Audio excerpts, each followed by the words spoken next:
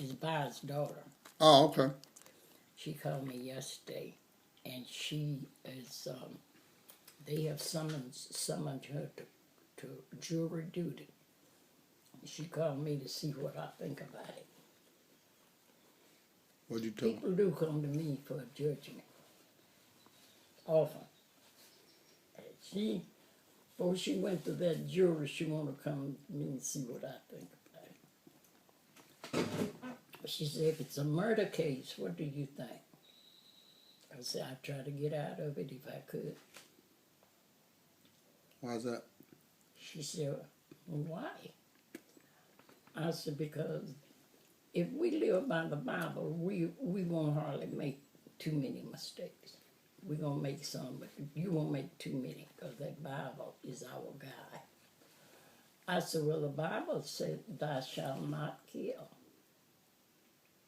And you are taking part with the people that's giving death sentence. She said, that's true. That's right. She said, I don't want to have it to be bothering me afterwards. She won't know. How could she get out of it?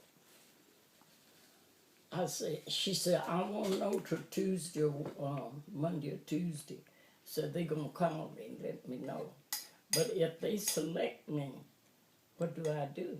I said, just go on up there, and when they have a talk with you, you tell them, this jury duty makes me nervous, and I can't think. So they let you go. Oh, it goes against my religious belief. Yeah, she tell them that too. But if it make her nervous and she can't think, they don't want no juror up there can't think. They get rid of you.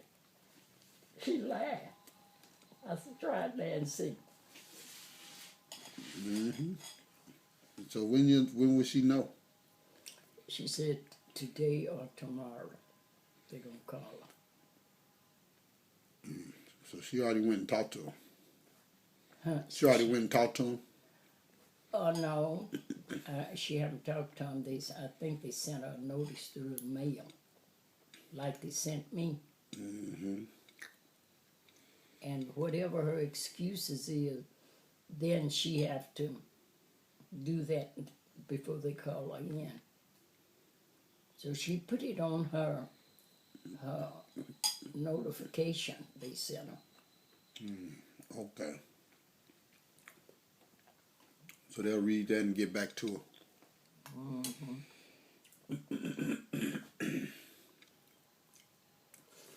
So how you like how your garden's turning out? My garden. All your yard, what we doing?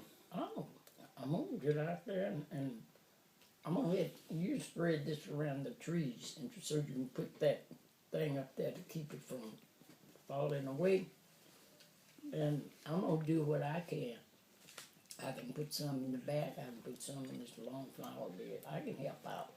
Oh yeah, I noticed it. One thing I do notice, you do a lot of bending over. I do. You prefer to do it that way because there are rakes that you don't have to bend over like that. You got to get down there. Well, it depends on what I'm doing. It depends. If I'm chopping, I shouldn't bend over. But to stand up is worse on my back than to be bending over, I believe. I just noticed some of the stuff you could have been doing with a rake standing up. You tend to bend over. Oh, I probably More. could have done that. Spread it that. But you know, the rake is so long and it can't get in those little narrow places. That's true. And I have to bend down with this little hand rake I have. You seem to like that. I see you using that a lot. I don't like it, but that's the only way I can do some of the things. Because the big rake is too long and too wide this way. Well, what we need to do is get you a little rake there, or at least at the end. I got a little rake, but I have to stoop down and do it, or either sit on a stool like that. But I'm saying we can get a rake with the long, Yeah. the little point, but the long where you don't have to stoop. I don't think you can get them, can you? I never seen one. Well, look. I've seen some. Yeah. Mm-hmm. They make a lot of things I don't see. Well, I just don't want to see you get an injury. And you out there quite a bit. I don't want to see you. Oh, it used to kill my back.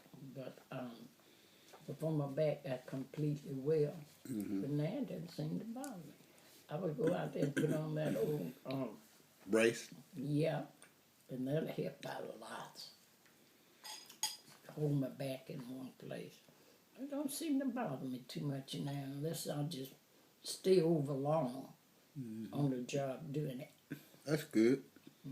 You healed up pretty good there. Mm-hmm. Now, how many acres did your dad have? You talked about mules, and how many acres did he have when you was growing up there? Well, yes, sir. About 10, maybe 10. And he make all y'all work the land? Oh, yes, we better work. Really?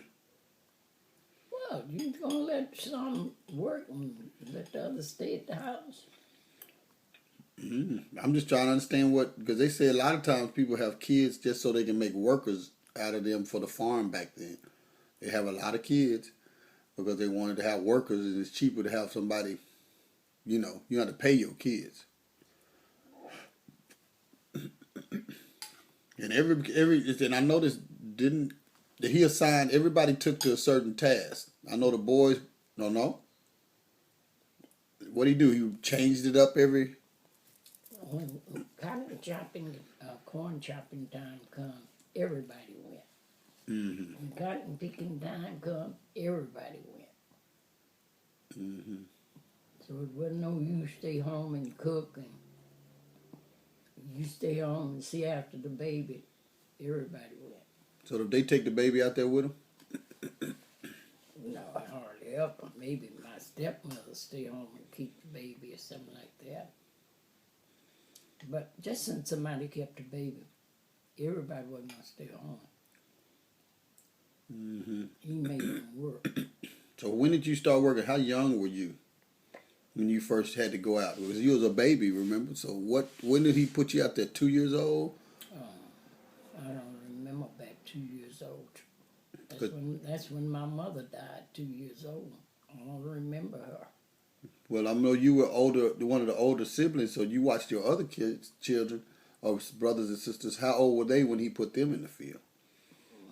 If you could think back, like my grandson, he's 2 years old. You seen him run around here. Would you put him to work? What could a baby like that do? You can't put a baby to work at 2 years old. Okay. If he can do anything at 5, he's doing great. He can't hardly do nothing at 5 years old. They can pull cotton at 5 years old, can't they? They can pull cotton. How hard is that? How long do you think you keep your grandbaby on the job pulling cotton? I tie a rope around him. He stay out there. He'd stay there, but he wouldn't be pulling no cotton, I bet you. So you think about 5, 6 years old? Child can't hardly do nothing at 6 years old. Got to be at least about 7, from 7 to 10. And so what would be a job you give a child to do at 7 to 10 years old? Go somewhere and get out the hot sun. Well, that ain't work. That's about all he can do. Oh, he get in there and he see you picking cotton, Try to help out. and he try to do it, but it won't last long. He soon be in about 10 minutes time, he'd be tired of it. He's ready to go somewhere and lay down, go to sleep, or sit down and play or whatever. I bet you I know one thing they didn't make the girls do. Go hunting. When it's hunting time, only the boys went, right? I don't think the boys went hunting. Nobody went hunting with my dad. But he didn't trust him around his gun. I don't guess not. So he'd bring it in, he'd hunt something down. What would he bring in when he would be hunting? You said Anything, any kind of wild game. Squirrel, rabbit, whatever. which one did you like the most when he brought it in?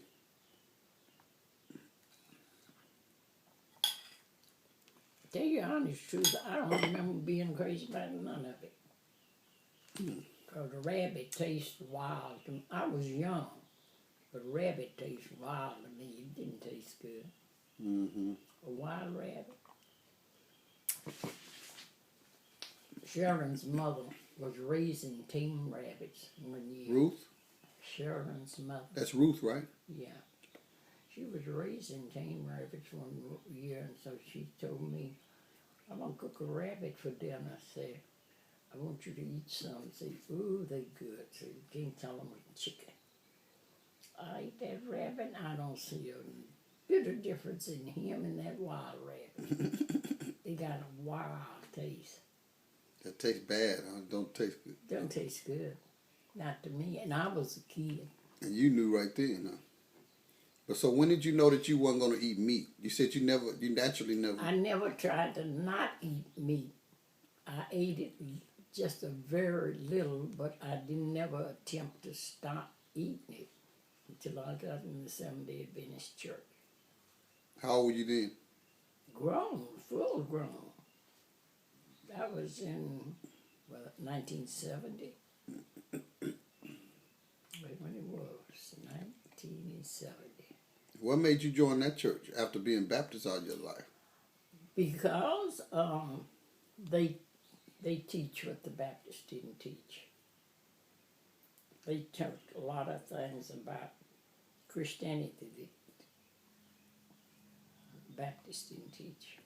Mm-hmm. And it was just like hearing Santa Claus coming to me.